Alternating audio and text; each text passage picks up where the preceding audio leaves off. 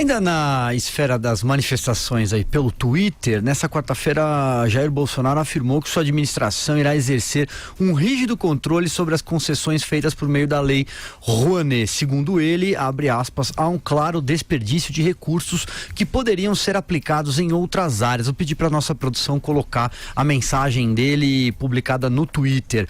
Bolsonaro citou como exemplo o desembolso em um único dia pelo gerente de responsabilidade sociocultural de Furnas, a maior subsidiária da Eletrobras, de 7.300.000 reais para 21 entidades. Desde a campanha ele já vem se manifestando em relação à Lei Rouanet, não é isso, Andreasa?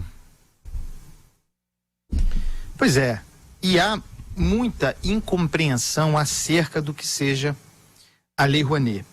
Se trata de incentivo fiscal, ou melhor, de isenção fiscal, ou seja, o dinheiro das empresas que se engajam na Lei Rouanet via imposto de renda, que deixa de ser arrecadado pelo Estado para ser aplicado em produções culturais. Nós aqui no programa fazemos muita crítica a abuso de isenção fiscal. Nós fazemos isso com grande frequência aqui no programa. E, de fato, tudo quanto seja, diante de uma crise fiscal como o Brasil tem, tudo quanto pudesse ser receita e que pudesse ser aplicado em áreas importantes como educação e saúde, tem que ser olhado com muita atenção.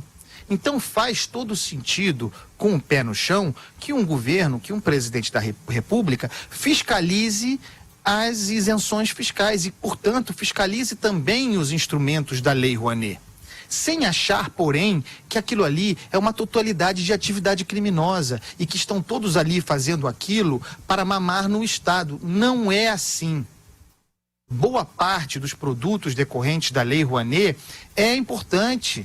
É cultura, inclusive para quem não tem acesso à cultura, a não ser que achemos que cultura não é uma coisa importante. É uma possibilidade.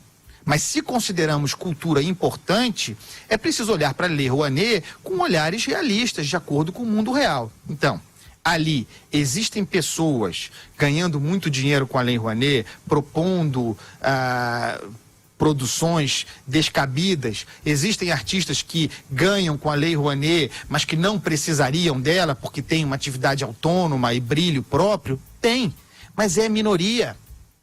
Que seja fiscalizado. A grande maioria resulta em produtos culturais importantes. É tão simples quanto isso. Então, isenção fiscal, qualquer uma, num país com situação fiscal que o Brasil tem, precisa ser examinado com lupa, sim. Agora, transformar a Lei Rouanet no inimigo da nação, algo que tunga o Estado e que é uma teta para mamação de artistas, é, no melhor dos casos, meia-verdade. Meia-verdade. Inclusive, tem um estudo da Fundação Getúlio Vargas, que eu aconselho que se estude, que diz que aquilo que a Lei Rouanet gera de movimento econômico, de emprego, de atividade, supera em muito o que o Estado deixa de arrecadar em função da isenção fiscal. Então, a Lei Rouanet não é o inimigo. Não pode ser, a não ser se quisermos fugir da realidade. É isso. Muito bem, então Vera, vamos lá, continuando. Exatamente isso. Tem aí um grau de desinformação e de demonização de um instrumento que é já consagrado no Brasil desde 1991 e que equivale a pouquíssima perda de arrecadação para a Receita, para o Tesouro, que é imenso e que é incompreensível. Embarcar nesse discurso, ficar garganteando isso em mesa de bar, e aí, esse artista que só mama na Lei Rouanet, isso não faz de você alguém engajado politicamente, você que repete isso sem nem saber do que se trata, faz de você um bobalhão, um inocente útil, alguém que repete estigmas sem saber o que está dizendo, e isso faz com que haja uma cortina de fumaça e um imenso desserviço à cultura, não só porque cultura é sim importante para uma nação que se quer desenvolvida e que se quer uma nação próspera e que almeja um lugar no mundo, quanto por esse aspecto a que o Andreasa se referiu. Cultura é uma indústria. Cultura gera economia, cultura gera emprego. Então é uma coisa de bobalhão isso daí. Sabe por quê? Sabe quanto que equivale o que se gasta com a Lei Rouanet em todos os incentivos fiscais que o Brasil concede? 0,48%. 0,48%. O que o Brasil deixa de arrecadar em termos de benefícios e incentivos e renúncias de qualquer tipo, só 0,48% vão para a cultura. A maioria vai para a indústria, né? Que essa sim é uma que gosta de mamar bastante, o comércio e os serviços e os sindicatos. São esses os grandes beneficiados por renúncia e incentivos e etc, etc. A cultura pega uma ínfima parte disso tudo. Além da Lei Rouanet, tem outras leis de incentivo cultural, lei do audiovisual e outras. E tem patrocínio direto, mecenato, é algo que existe no mundo todo. A indústria cultural é um aspecto importante da economia de todos os países que se querem desenvolvidos. Então, vamos parar um pouco isso. Esse dinheiro que está sendo investido em cultura poderia estar sendo investido em outras áreas. Mentira! Porque o incentivo existe para a cultura. Se tirar a Lei Rouanet, o dinheiro vai deixar de ser concedido, o benefício, as empresas vão recolher direto para o Tesouro, e aí o Estado é que vai ter que prover. Aí sim, por meio de gasto do Tesouro, gasto no orçamento. O governo deixa de gastar muito em cultura porque ela se beneficia de incentivos como os da Lei Rouanet, a Lei do Audiovisual e outros. Então vamos tentar pôr um pouco a bola no chão, entender as coisas antes de sair repetindo que nem papagaio, gente. Joel, pra gente arrematar esse tema, vamos lá. Exato, Vera. Se tem uma coisa que não passou pela cabeça do Bolsonaro ao fazer esse comentário, certamente não foi equilíbrio fiscal brasileiro, foi botar as contas em dia. É um grão o que vai para a Lei Rouanet, né? 1,2 bilhões de reais, como a Vera bem pontuou, menos de 1%, menos de 0,5% de todas as isenções fiscais. Então, quantos tweets do Bolsonaro são contra as isenções fiscais para a indústria? Quantos são, por exemplo, qual a posição do Bolsonaro? Será que ele defende com a mesma garra, com o mesmo empenho, a necessidade de uma reforma da Previdência do funcionalismo público? E daí a gente está falando de centenas de bilhões de reais. Não fala, né? Por que foca tanto na Lei Rouanet? Então, não é uma preocupação com o Estado fiscal, com o Estado das Contas brasileiro.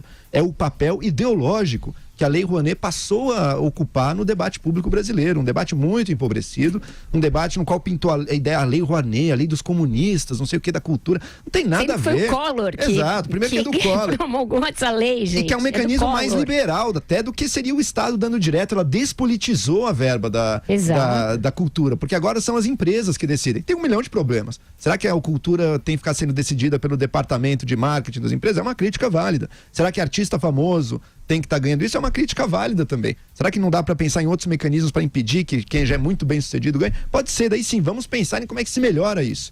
Agora, ficar com um papinho de que é de esquerda, é comunista, ou que a classe dos artistas, de todo mundo que vive de cultura no Brasil, são os inúteis, que tem que tem que ser demitidos, tem que acabar, tem que passar fome. Infelizmente, o clima ideológico do Brasil é tal que para uma parcela relevante da população, a ideia de artista, de pessoa que vive de cultura, é uma coisa do mal, e elas gostariam de punir essas pessoas, porque eles estão do lado do inimigo. Isso não é verdade, isso é uma falsidade. Para o Brasil, nos quais as pessoas que vivem de cultura não vivem as mil maravilhas, podem ter certeza, não tem vida de reis aí, de grandes senhores, muito pelo contrário, passam também bastante aperto, e você tirar esse pouco com um argumento técnico econômico não existe. O que existe é um argumento ideológico falso. A lei é mais liberal do que o Estado definindo diretamente quem ganha, e os critérios são técnicos e está na mão das empresas. É o que existe para fomentar a vida cultural no Brasil. E só que eu vi que o Andrés está pedindo a palavra, só dar mais 2 dados para a gente tentar municiar esse debate. As pessoas físicas podem doar no máximo 6% do que elas devem de imposto de renda via Lei Rouanet. E as empresas só 4%. Não é que as empresas deixam de recolher dinheiro para o Tesouro para financiar artistas da Lei Rouanet. Não é isso. E aí os projetos que são incentivados passam por um conselho ali, uma comissão que tem entidades da sociedade civil e do governo. Não é o governo que discricionariamente decide quem pode receber ou não. Vai, Andreasa. Eu queria um comentário mais subjetivo, porque me parece a origem desse ódio à Lei Rouanet, que não tem nada a ver diretamente com Jair Bolsonaro, está difusa na sociedade, me parece decorrer de uma espécie de desdém muito próximo de considerar inútil a atividade artística. Um desdém, um desprezo até pela arte.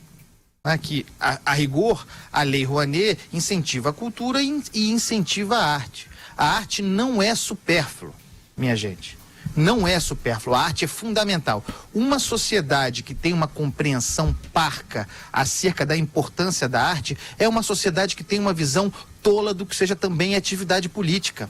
Onde se demoniza a atividade artística, logo se demoniza a atividade política. Vejam o que está acontecendo agora no Brasil, denunciado aqui nesse programa desde há muito tempo. A arte é muito importante. Os grandes artistas, esses que as pessoas amam, que entram nas filas para ver, artistas do século XVI, do século XV, até de antes, tinham mecenas, tinham financiamento, aliás, muitas vezes, financiamento do próprio Estado. Muitas vezes, financiamento do Estado autoritário, do imperador, que bancava a atividade artística e que resultou nas maravilhas que nos maravilham hoje. Então, calma, cuidado para não servir de massa de manobra para a demonização daquilo que nos faz transcender. Muito cuidado. Andreasa, só comentando rapidinho, infelizmente, grande parte dessa nova direita brasileira, que é um movimento maior até do que o Bolsonaro, mas elegeu arte, universidade e informação, mídia, como grandes vilões a ser combatidos, né?